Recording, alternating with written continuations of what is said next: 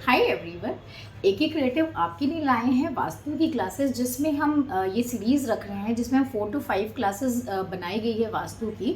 और इसमें हम देखेंगे कि अपने प्लान को कैसे सेट करना है अकॉर्डिंग टू द वास्तु, या फिर वास्तु के अकॉर्डिंग हमें अपने ऑटोकैड में प्लानिंग कैसे करनी है।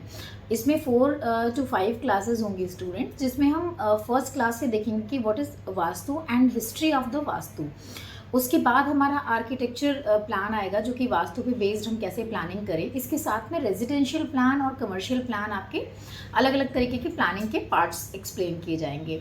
जो हमारी पहली क्लास है आज की, इसमें हम देखेंगे कि वास्तु होता क्या है और इसका क्या इम्पोर्टेंस है, हिस्ट्री क्या है इसकी, ये हम जानेंगे। सबसे पहले what is vastu. Vastu is basically Indian ancient science है, जो कि यूज़ किया जाता है for architectural planning, and it is believe to bring peace, balance, prosperity a person's life when applied correctly. ऐसा माना जाता है कि जब भी आप वास्तु को अपने आर्किटेक्चर में करेक्टली अप्लाई करते हैं, इम्प्लीमेंट करते हैं, तो ये किसी भी पर्सन के लिए एक प्रॉस्पेरिटी, पीस, बैलेंस उसकी लाइफ में लेकर आता है, ऐसा माना जाता है।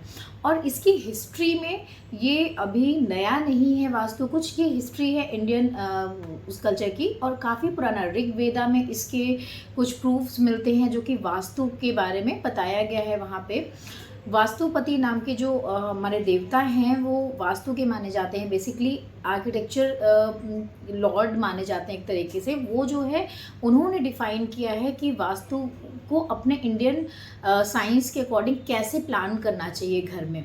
बेसिकली ये बहुत पुराना समय था जब से हमारे यहाँ वास्तु यूज़ किया जाता है।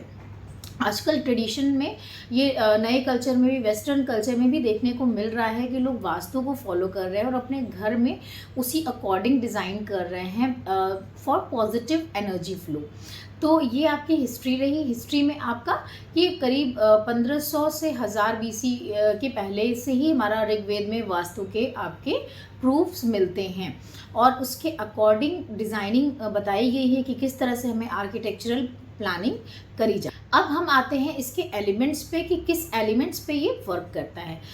Vastu basically works on 5 elements. 5 elements जो होते हैं ये हमारे लाइफ को बैलेंस करने के काम आते हैं। 5 एलिमेंट्स आप चाहें तो नोट कर सकते हैं। जो फर्स्ट एलिमेंट है वो है आपका अर्थ। अर्थ विच रिप्रेजेंट्स स्टेबिलिटी। अर्थ आपकी स्टेबिलिटी को दिखाता है। And second element is the water element. Water element किसी भी चीज़ के फ्लो को दिखाता है। Third element is fire element. Fire represents energy. तो 3 एलिमेंट आपके हो गए, अर्थ, वाटर, फायर। फोर्थ एलिमेंट आपका एयर होता है। एयर आपकी सर्कुलेशन को दिखाता है। And fifth element is the space element. Space element जो होता है ये वॉइड को दिखाता है, मीन्स शून्य को दिखाता है। अभी हमारे 5 एलिमेंट्स हैं। इन पांचों एलिमेंट को बैलेंस करने का जो हमारा तरीका होता है, यही हमें वास्तु सिखाता है। आर्किटेक्चर प्लानिंग कैसे हमें करनी है अकॉर्डिंग टू द वास्तु, ये इन 5 एलिमेंट को हम बैलेंस करके देख सकते हैं। Each element is associated with a specific direction, and it is believed to affect different aspect of life such as wealth, health, relationship. ये सारी चीज़ों को ऐसा माना जाता है कि चीज़ें अफेक्ट करती हैं।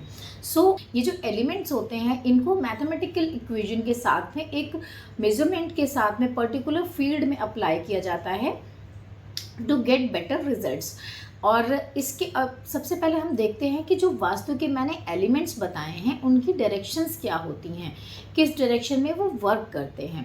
फर्स्ट एलिमेंट जो हमारा जो जैसा आप देखते हैं कि नॉर्थ, साउथ, ईस्ट, वेस्ट, ये सारी डायरेक्शंस फिक्स होती हैं according to universal direction system. तो उसी के अकॉर्डिंग हम बात करेंगे।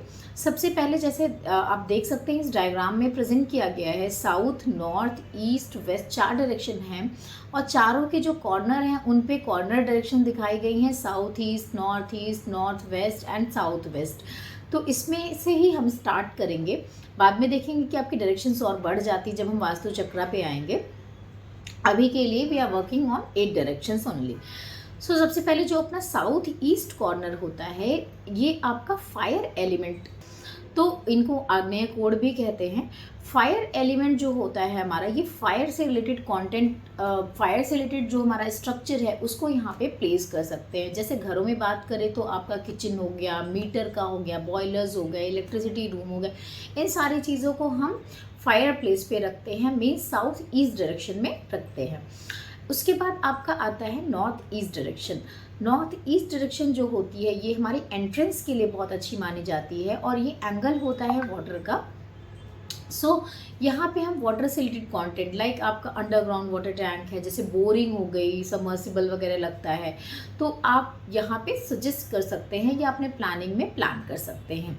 इसके साथ में ये मेडिटेशन रूम है, एंट्री है, इन सब चीज़ों के लिए भी, वर्शिप प्लेस है, तो उसके लिए भी काफ़ी अच्छा माना जाता है। उसके बाद आता है आपका एयर एलिमेंट। एयर एलिमेंट जो होता है ये नॉर्थ वेस्ट डायरेक्शन में रिप्रेजेंट करता है। नॉर्थ वेस्ट डायरेक्शन में एयर एलिमेंट होने का मतलब होता है कि हमें इस डायरेक्शन को ज़्यादा से ज़्यादा ओपन रखना है, लाइक बालकनी यहाँ पे प्लान करनी है, बरामदा रखना है ना। और इसमें जैसे ऑफिसेज में बात करें तो सेल्स वगैरह है, अब सेल्स वगैरह में सर्कुलेशन अपना हर कोई चाहता है, तो हमें अपना जो डायरेक्शन है उसको नॉर्थ वेस्ट रिकमेंड किया जाता है। और साथ में गेस्ट के बेडरूम हो गए, टॉयलेट भी इधर आप रख सकते हैं। ये सारी चीज़ें आपको मतलब यहाँ पे ओपन प्लेस भी होना चाहिए, जैसे बालकनी हो गई, आपका बरामदा हो गया, ये सारी चीज़ें आप इधर प्लान कर सकते हैं। उसके बाद आता है आपका अर्थ एलिमेंट। सो अर्थ एलिमेंट जो होता है ये साउथ वेस्ट कॉर्नर को रिप्रेजेंट करता है। साउथ वेस्ट कॉर्नर में हम अर्थ का एलिमेंट रखते हैं। मीन्स अर्थ जो होती है वो क्या रिप्रेजेंट करती है? अर्थ रिप्रेजेंट स्टेबिलिटी। स्टेबिलिटी हमें यहाँ पे अर्थ का जो एलिमेंट है वो उसके अकॉर्डिंग चीज़ें प्लेस करनी है।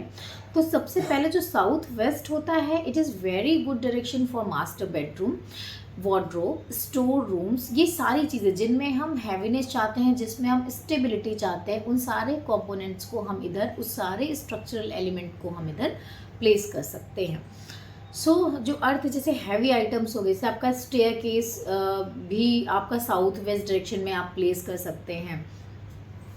तो ये आपने देखा कि हमारे जो 4 एलिमेंट हैं उनको चारों कॉर्नर पे रखा गया है, which is in south east direction for fire, north east direction for water, north west direction for air, south west direction for earth. अब इसके बाद हमारा जो लास्ट एलिमेंट है ये बचता है स्काई एलिमेंट। स्काई जो होता है ये हमारा स्पेस को दिखाता है, शून्य को दिखाता है, और इसका जो प्लेस बताया गया है वो बताया गया है सेंटर में। किसी भी घर का जो सेंटर होता है दैट इज़ स्काई का जो एलिमेंट होता है वहीं पे प्लेस करा जाता है। उसके साथ में जो अपना स्काई एलिमेंट है, इसमें आपको करना क्या है कि यहाँ पे कोई भी हैवी ऑब्जेक्ट प्लेस नहीं करना है, इसको हमें खाली रखना है, ओपन रखना है। जैसे आपने पुराने ज़माने के जो घरों के स्ट्रक्चर्स होंगे उनको आपने देखा होगा कि उसमें आपका बरामदा जो होता था वो बीच सेंटर में रखते थे, और चारों तरफ उसके रूम्स, बरामदा, ये सारी चीज़ें होती थी। देन 1-2 स्टेप उतर करके हम आंगन में जाते थे, एंड आंगन जो होता था घर का वो ओपन होता था, और उसमें हम अपना तुलसी का प्लांट वगैरह इस तरह से चीज़ें लगाते थे। That was correct according to the vastu.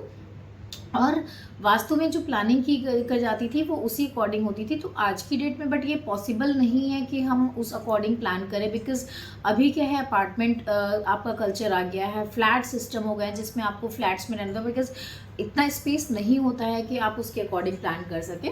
तो ऐसे में आपको करना क्या है, आपको किसी भी क्लाइंट को रिकमेंड ये करना है कि आपको जो बीच का स्पेस है वो एटलीस्ट खाली होना चाहिए, वहाँ पे कोई भी हैवी आइटम प्लेस्ड नहीं होना चाहिए। बिकॉज आपकी जो जैसे मैं आगे की क्लासेस में आपको बताऊंगी कि वास्तु पुरुष मंडल क्या होता है और किस तरह से वो हमारा उसका प्लेसमेंट कैसे होता है, तो उस केस में आप देखेंगे कि वास्तु पुरुष मंडल का जो स्टमक पोर्शन होता है वो आपका सेंटर ऑफ द हाउस में होता है, और उस पर कोई भी हैवी ऑब्जेक्ट्स रखने से डाइजेशन रिलेटेड इश्यूज आना स्टार्ट होते हैं। तो आपको अपना जो घर का सेंटर प्लेस है वो आपको बिल्कुल खाली रखना है, फ्री रखना है। इवन डाइनिंग टेबल को भी सजेस्ट नहीं करना, आप थोड़ा सा साइड हटा करके उसका एंगल चेंज करके रख सकते हैं। आपको हमारी क्लास कैसी लगी इसको कमेंट करके ज़रूर बताइए। हमारे चैनल को शेयर करिए, लाइक करिए, सब्सक्राइब करिए हमारे चैनल को। और थैंक यू फॉर वॉचिंग। आपको आने वाले एपिसोड्स में मैं दिखाऊंगी कि किस तरह से वास्तु चक्र को प्लेस करना है ऑन ऑटोकैड प्लान, और वो चक्र भी मैं आपको दूंगी जिसको आप डाउनलोड करके यूज़ कर सकते हैं। Thank you for watching.